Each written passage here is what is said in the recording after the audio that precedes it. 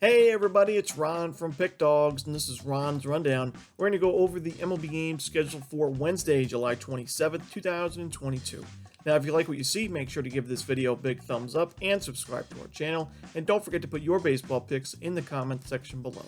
Now, if you're looking for my MLB best bets, you can find those at the Premium Picks tab at pickdawgz.com. Of course, I'm always running my $15 MLB best bets, so you can check that out at Pickdawgz Premium.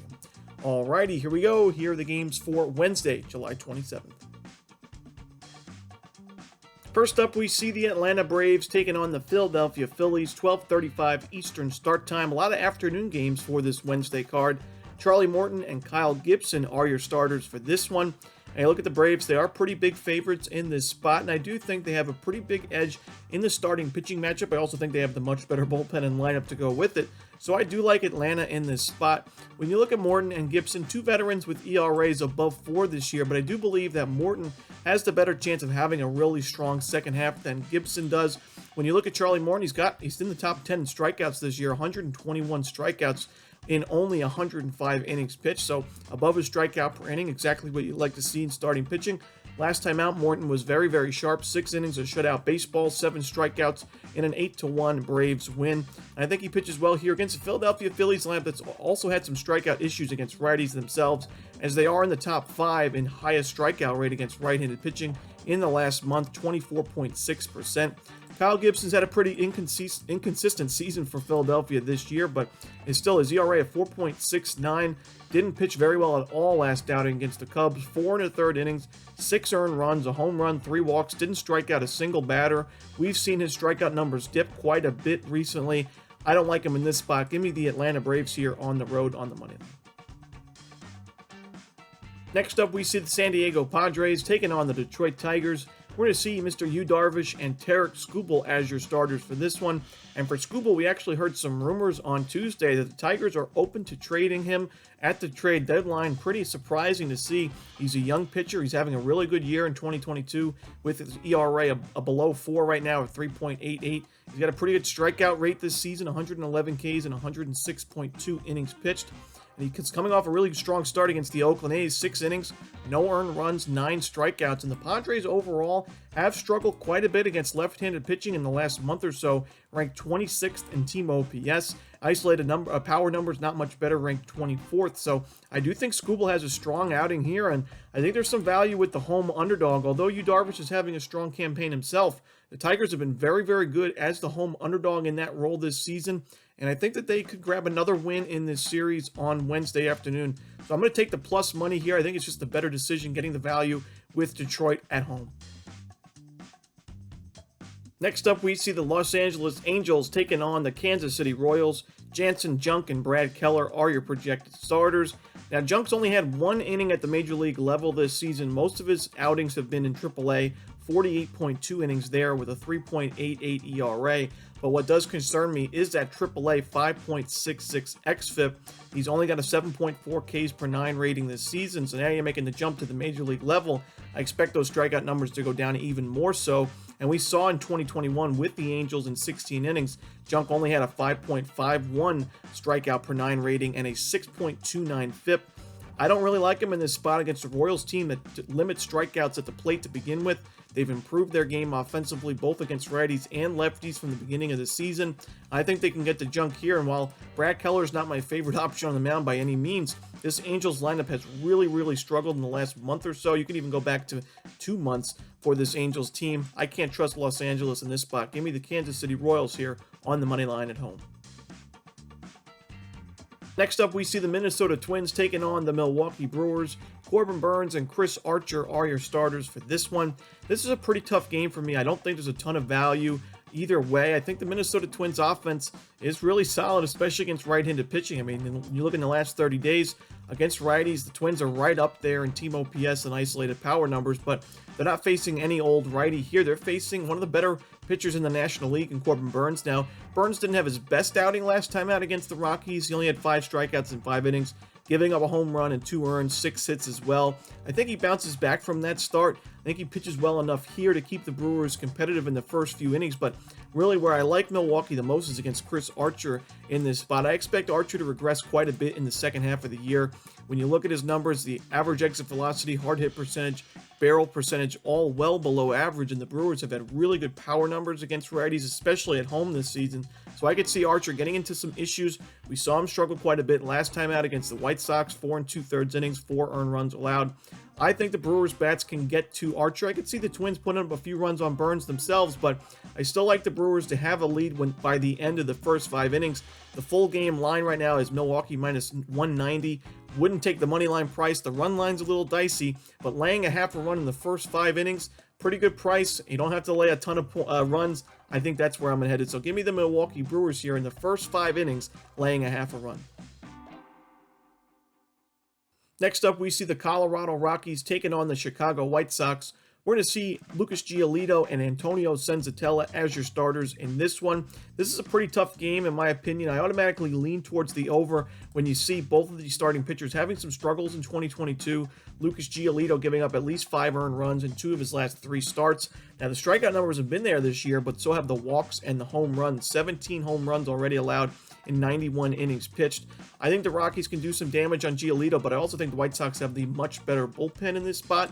So I still think Chicago can win this game, and I still think they're going to be able to get to Antonio Senzatella on the other side. An ERA just below 5 on the year, gives up a lot of base hits, puts a lot of runners on base, and he's given up at least 1 home run in 3 of his last 4 starts.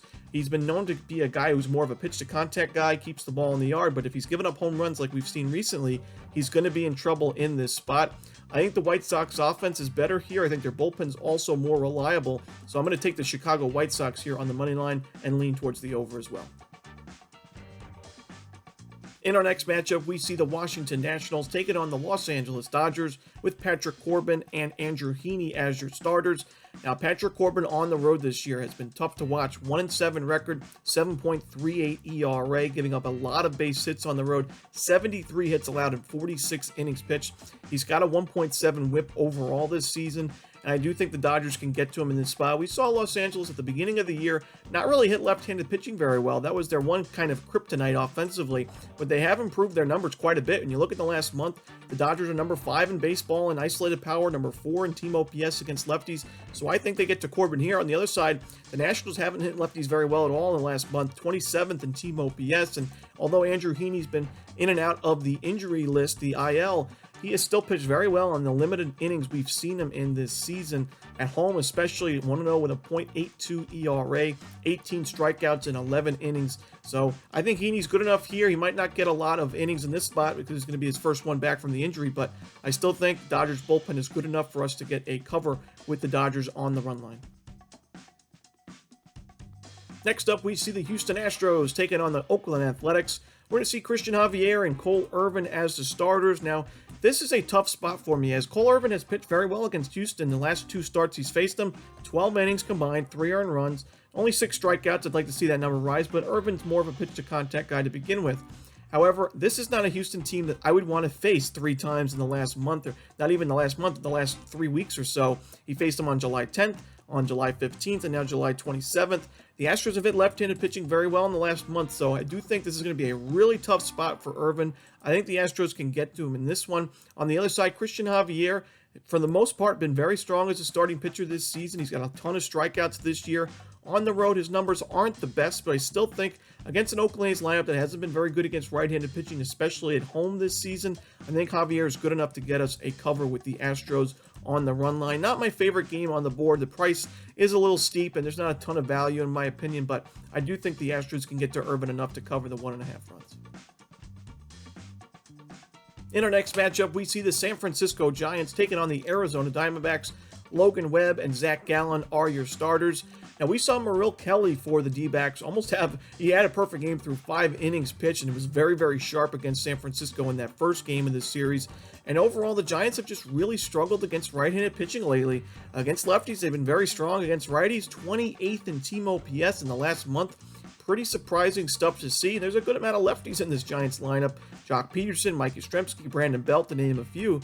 So it's a little surprising to see them struggle against righties, but Zach Gallen is the best option the D-backs have in that rotation at a 3.31 ERA this year. 96 Ks, not too shabby, and 100 innings pitched. Coming off one of his best outings of 2022, 7 innings, shutout baseball, no walks, 7 Ks, only 2 hits against the Washington Nationals. I think giving plus money to Gallen at home this year, not the best decision for the books, as he's 3-0 this season at home with that 3.36 ERA. And Logan Webb, I've noticed recently, starting to get hit a little bit more, also losing control of the plate a little bit. We saw in the early parts of his outing against the Dodgers, he walked 4 batters in the first 2 innings, I believe. Had some issues. He walked the bases loaded, scored a run there. So although he's able to wiggle out of trouble there, I still wouldn't want to back him on the road, laying a favorite price. So I'm going to take the underdog here, getting the plus money at home with the Arizona Diamondbacks. In our next matchup, we see the Texas Rangers taking on the Seattle Mariners. John Gray and Marco Gonzalez are your starters for now. No official lineup for this game quite yet, so we could see a pitching change. But when you look at how the Texas Rangers have hit left-handed pitching this season, and really in the last month or so especially, it's tough not to back them in this spot. I mean, they're number 3 in team OPS, number 3 in isolated power against those left-handed pitchers.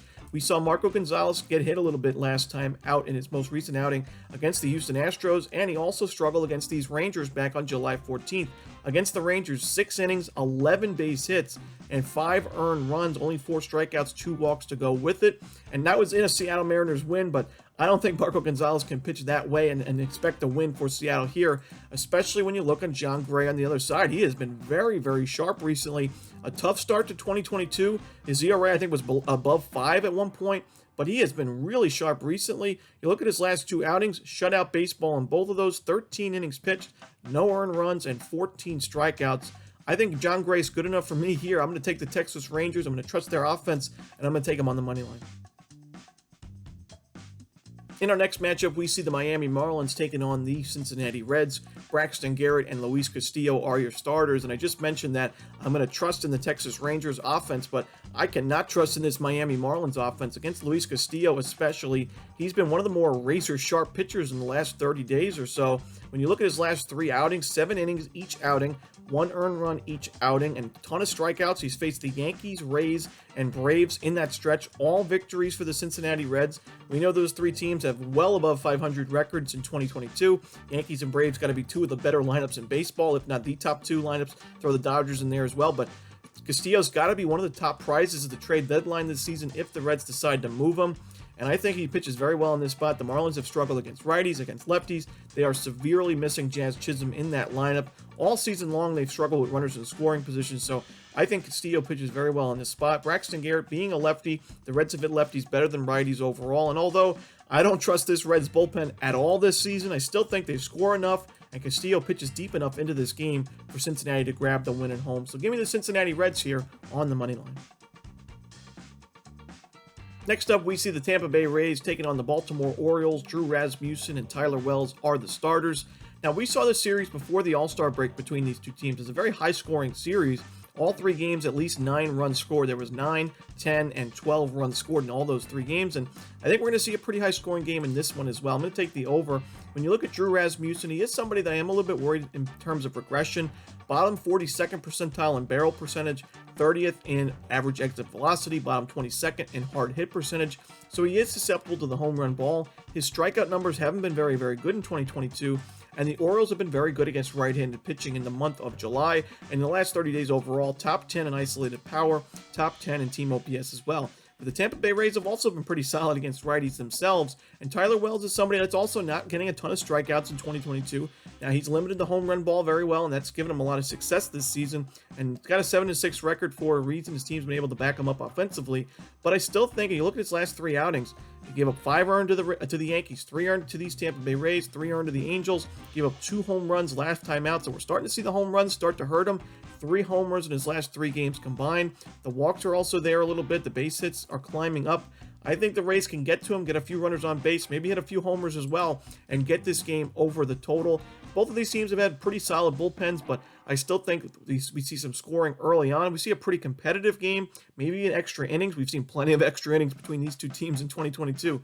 So give me the over in the Tampa Bay Rays, Baltimore Orioles. Next up, we see the Subway Series, the New York Yankees taking on the New York Mets. Domingo, Herman, and Max Scherzer are your starters for now. No official lineup for this game quite yet. We do believe this is going to be the starting matchup, but we could see one or both of these starters get scratched before the game. If this is the starting pitching matchup, I think it's obviously one-sided in a big way. Max Scherzer having a fantastic year for the Mets. Domingo Herman, I don't believe is a viable option in the Major League starting rotation right now. I do believe that his starts are numbered with the New York Yankees. I don't expect him to be pitching as a starter in this rotation for much longer. If they decide to move him to the bullpen, maybe that'll work out for him. But Herman hasn't had a good couple years with the Yankees, and last outing against the Astros back on July 21st, 3 innings, 6 hits, 5 earned, 2 home runs. I do worry about him quite a bit in this spot against the Mets. They've been very good against righties offensively in 2022. I think they get to Herman quite often in this spot. I think this could be a bad game to watch if you're a Yankee fan. I'm going to take the New York Mets here and lay the 1.5 runs with Mad Max on the bump. Next up, we see the St. Louis Cardinals taking on the Toronto Blue Jays. Kevin Gausman and Adam Wainwright are your projected starters. I've mentioned that the Blue Jays have hit right-handed pitching very well. We saw them put up 28 runs in that Red Sox series in only one of those games, and we saw them have a really good series overall in Boston. I think they have a good start here offensively against Adam Wainwright. Wainwright, 3.4 ERA. We've seen some inconsistencies in his game this season. His last outing was not good at all against the Reds back in Great American Ballpark. 5 1/3 innings, 5 hits, 7 earned runs, 2 home runs. And this season, even though Wainwright's more of a pitch-to-contact guy, we've seen the home run ball start to hurt him. In his last 4 starts, 6 home runs combined allowed. That's not going to bode well against this Blue Jays lineup. They've been very powerful against righties. They get on base a ton against righties with an .862 team OPS in the last 30 days against right-handers. So I think they put up a ton of offense, but on the other side, I think the Cardinals can do the same. Even without Arenado and Goldschmidt, I think the Cardinals can at least be competitive offensively here. Kevin Gausman's giving up a lot of base hits. We're also seeing the home run ball start to hurt him. I just don't think he's been looking the same in his last, I would say, 6 or 7 starts on the mound. Against the White Sox, he really struggled. Even against the Red Sox in that big 28-5 win, he had 10 Ks, but he gave up 2 homers, 7 base hits, and only 5 innings. I think the Cardinals are a team that's been limiting strikeouts all season long. I think they can pitch in a few runs here and get this total over. So maybe the Cardinals and the Blue Jays over the total in this one. Next up, our final game of the night, we see the Boston Red Sox taking on the Cleveland Guardians. Cal Quantrill and Nathan Eovaldi are your starters. Now, we've seen both of these starting pitchers have some really inconsistent outings. We saw Nathan Eovaldi get shelled by the Blue Jays last time out, but a couple starts before that, he was pitching lights-out baseball against the Angels and Athletics. He's had some injuries in 2022, and he's had some rough starts against the Astros and Blue Jays, but it depends on what Eovaldi you're getting. He's got good strikeout stuff usually. The home run ball continues to really hurt him at times. It depends. This Cleveland Guardians team, not the most powerful. They do get on base quite a bit against right-handed pitching, but I still think this Red Sox lineup can get to Cal Quantrill here. I think both starting pitchers give up their fair share of runs in this spot. I think I trust the Red Sox lineup at home a little bit more right now than Cleveland's. And the Red Sox have had pretty good success against Cleveland in recent seasons. This is going to be one of the tougher games on the board, in my opinion, but I'm going to take the Boston Red Sox here on the money line at home. And that's it. Those are the games for Wednesday, July 27th. Hope you enjoyed this video. If you did, don't forget to hit that like button and subscribe. And don't forget to put your baseball picks in the comment section below. Again, if you're looking for my best bets, you can find those at Pick Dawgz Premium. As always, this is Ron Romanelli. Good luck.